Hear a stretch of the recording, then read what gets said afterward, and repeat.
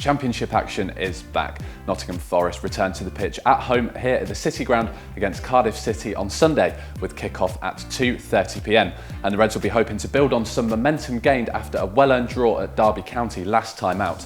And it was a busy transfer window for the Reds, which saw a number of deals get over the line, including Max Lowe signing on loan from Sheffield United. I think, first of all, speaking to the gaffer, it was a no-brainer. I spoke to a few of the lads that I've had passes with, so it just felt right. As a player, you get that feeling moving to a club, and it felt comfortable, and I'm happy to be here and get started.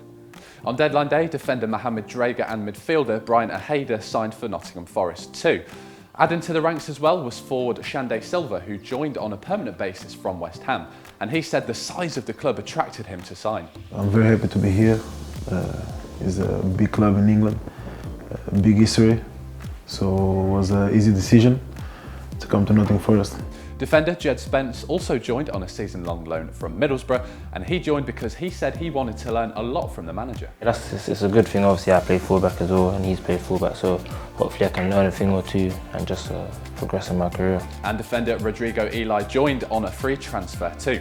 Speaking for the first time as a Reds player, he said it's every player's dream to play in England, and he feels the way he plays will suit this division. You can also buy your copy of Forest Review at the stadium or online through Ignition Sports Media, where you'll be able to read Chief Executive Dane Murphy's thoughts on the transfer window.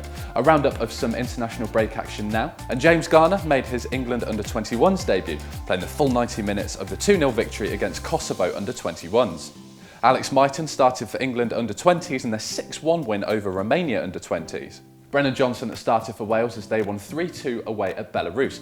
Scott McKenna started for Scotland in the trip to Denmark, but the Scots lost that game 2-0.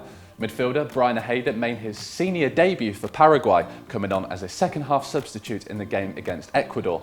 Ethan Horvath was named in the USA squad, and Mohamed Drager was named in the Tunisia squad.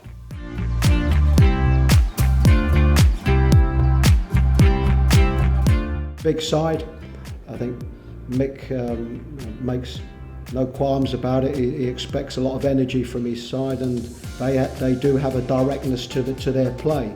But they have a quality as well, and he's introduced some players into that squad that are very gifted players and playing within the way that Mick wants them to play. So it'll be a tough game.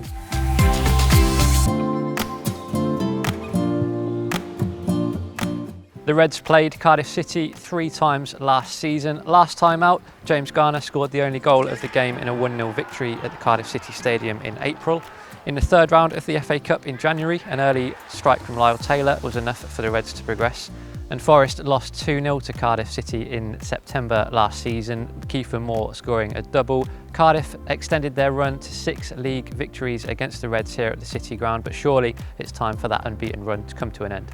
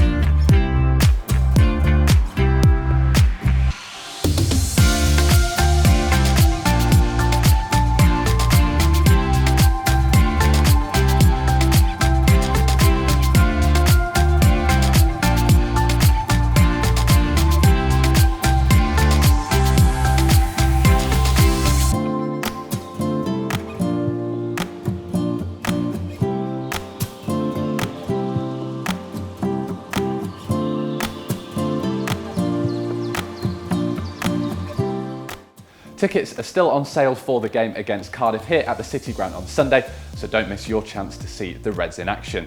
Tickets start from £25 for adults and from £5 for kids.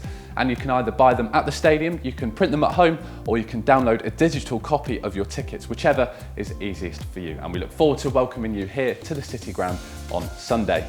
And tickets are on general sale for Forest's next 2 games here at the City Ground as well, as the Reds welcome Middlesbrough on Wednesday and Millwall on Saturday the 25th of September. And all the information you need for those games are on our online ticket website.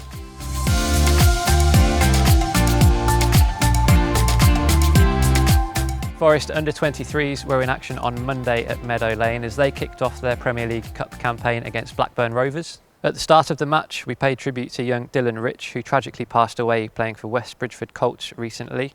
On the pitch, the Reds beat Blackburn 4-1. Joe Lolly scored 2 goals as he steps up his return from an injury, and an impressive strike from Atif Kanate helped to seal the win. Will Swan rounded off the scoring for the home side.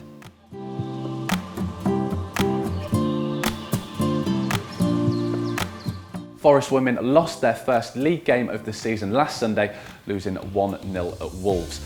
But attention now turns to the FA Women's National League Cup, where the Reds will travel to Liverpool Feds this Sunday for kick-off at 2 p.m. at Jericho Lane Sports Hub.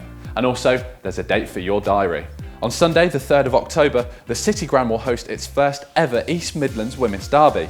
We want to get as many fans as possible to come down and support the girls. It would be great if we could set the record attendance for a National League women's match. Tickets are £5 for adults and it's kids for £1, with all the information you need online.